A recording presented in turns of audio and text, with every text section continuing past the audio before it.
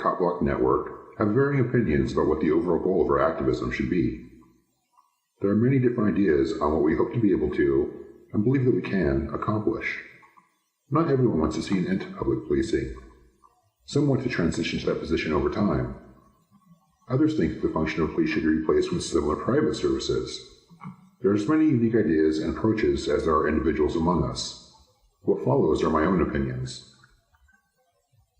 Accountability is futile. There could be nothing so simple to understand, yet so difficult to convey. Although it has been illustrated in endless individual cases, people are unwilling to hear the truth about the institution of policing as a whole. Yet what it really boils down to is this: the police, the justice system, and the rest of the state has a conflict of interest. Like any other system or set of complex relationships, it is duty-bound to protect itself and those within it. A thing divided against itself cannot stand. So no matter what, it must support its whole self, even, and especially, its weakest parts. Systems are like living things. They desire growth, safety, harmony, and most of all, to survive. Yet because the police are made up of fallible human beings with faults, it is inevitable that some members will become criminals themselves. Criminals empowered and protected by their authority. And because the larger organism must protect itself, it must prevent its weaknesses from outside attack. And accountability is that attack. So over time, policing becomes a haven for the maliciously criminal and psychotically violent. Since police will protect their own, there is no safer place for social deviants to find a home to commit their atrocities. Because no matter what, a thing divided against itself cannot stand, and the police will do whatever they must to protect their own. Accountability is futile. Okay, now off the top of your head, think of 3 cops who committed crimes against citizens whose punishments were as harsh as they would have been had the citizens committed the same crimes against other citizens, or the police. I'll wait. Okay, now think of as many cops as you can who got off scot-free or with punishments much lesser than you and I would face for the same crimes. You probably had 5 in your head instantly, but still are not able to answer the first question. Accountability is futile. It is a distraction. It is an attack that the system can easily counter, which is why they don't mind it being launched at them. They use it to brainwash their ardent supporters into an even greater stupor of mindless and obsessive worship. And so long as the only politically correct attitude of police criticism is accountability, they are safe from the logical conclusion that they are not necessary. That they are, in fact, amongst the greatest problems and related to the rest. Accountability is not just futile, it is part of the problem, for it is a blindness which is able to fool us into believing that we are seeing. Abolish the police. Accountability is a dangerous lie. The system cannot be reformed. The system is working perfectly as a system, just the way it is. Any idealized state of policing is a myth. That system would be untenable and cannot meet its own requirements. It will always come back to this. This includes private policing. It is demonstrated historically that it can do no better. From Pinkerton to endless cases of private authority abuse in modern times, we can see that private policing just does the same as its public counterpart. It protects itself and its greatest benefactors first and foremost. Private policing, like public, would just become another fascist tool of the oligarchs, and besides that, it is unnecessary. Police do not stop crimes. Criminals have this tendency to commit their crimes out of the way of police. When police do arrive at an active crime scene, things generally just get worse. Police do not deter crime. If this was true, the growth of the police state would have meant the end of crime by now. Yet policing does create crime. Several generations of socially and economically downtrodden people have been filtered through the system long enough to destroy individuals, families, and communities. This leads to cycles of crime, as the downtrodden are given narrow choices for their survival. It leads to the universities of criminal behavior that our prisons have become. Police have only one response to crime, which is to take advantage of it and profit from it. Crime is its nourishment, so it has far more to gain by creating it than stopping it. This is true of public policing, and it would be true of private policing. If we were to end the institution of policing today, would there be sudden total disorder? Likely not. While there would likely be an immediate spike, it would then increase over time to levels far below what it is now, as the feedback loop policing creates would stop amplifying the problem. The only reason there might be an initial surge is because the effect policing has had on the populace. Once its effect diminishes, so would the counter response. Believe it or not, most people are actually not that bad. Insofar as nature's tendency to produce deviants who commit violent crimes will always exist, those acts are still statistical anomalies compared to the infinite peaceful interactions that occur between individuals every day. Goodness is the human norm. To bend our entire society to respond to a small percentage of deviants robs good people of opportunities that these responses rob from us. Our freedoms and liberties are more valuable than our mere safety. There are worse things than death. Civilization should build itself around its aspirations, not its fears. So then what do we do when there are no police? We adapt. That is our greatest strength as a species. We recognize new problems and create new solutions.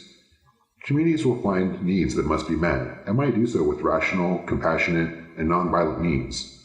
Assistance, arbitration, and counsel are tools we can explore to meet most of the day-to-day needs. Most of the time, people just need help, not emotionally unstable, low-intelligent agents with guns who may imprison or kill you, responding to community issues. Where that fails, we might seek investigators to seek out the facts of crimes so they can be dealt with between their respective parties in peaceful ways. More importantly, safety should be a do-it-yourself issue. Learn to defend yourself, both mentally and physically. Natural consequences are the strongest deterrent against crime.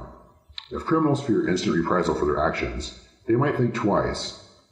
Yet the current system causes potential and actual victims to fear legal consequences for taking matters into their own hands. This empowers criminals and police, but leaves the rest of us at a strong disadvantage.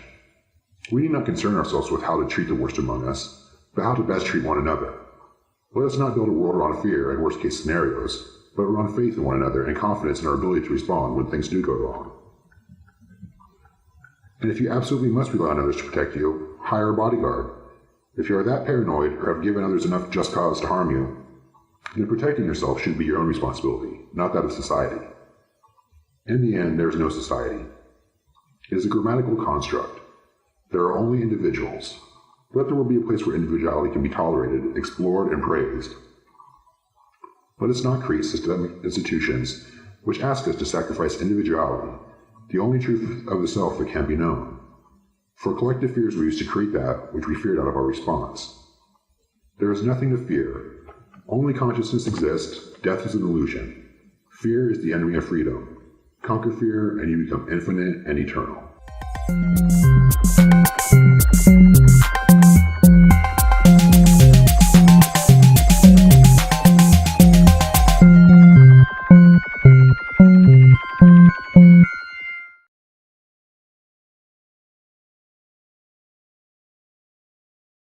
The three types of police accountability activists. Accountability is futile, so what kinds of people would persist in that false narrative?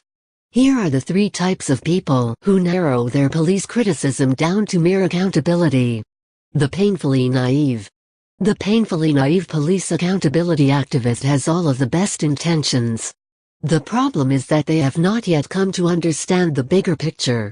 They still believe that if the system treated everyone fairly it would be okay. But this ignores several facts. First, it ignores that the laws, their enforcement, prosecution and punishment are not fair no matter what. A system of equal oppression is not really a step up. It then also ignores that policing is a force service, funded by theft. Most importantly, however, it ignores that accountability is not even a realistic possibility. The system of policing is working exactly how it was designed to work. And it is also working in the ways which science suggests it inevitably must, with brutal self-interest. Shock blockers. Oftentimes the shock blocker is a jaded former painfully naive accountability activist. Having tried simply relaying the information about what police do, and not getting the effect they had hoped, they then start to engage in increasingly combative antics to break through the wall. While there is a place for that, the shock blocker takes things to a constant extreme. Whether it is the politically left doing open carry audits or the politically right breaking windows, the shock blocker becomes so enamored of their displays of defiance that they forget to calculate the backlash of their actions. Even worse, they usually end up adopting the values and the methods of those they oppose. Most concerning is their propensity for vengeance, the very basis of authoritarian civilization. Cop apologists. No better example of this group could be had than Civilians Against COPBLOCK. COPWATCH will insist that they are all for holding police accountable to their actions, but that what we do is ridiculous. However, COPWATCH only ever accept accountability against police when the system and mainstream media support that outcome. They rely entirely on the police to police themselves. And they listen only to the mainstream media who are fed their stories directly from the authorities. And they take police and the media at their word and never question them. If you have no skepticism about police, to the point that you narrow your entire worldview to their claims, then you either aren't really about accountability or you are so painfully gullible and naive that I am embarrassed for you. Accountability is futile. Abolish the police.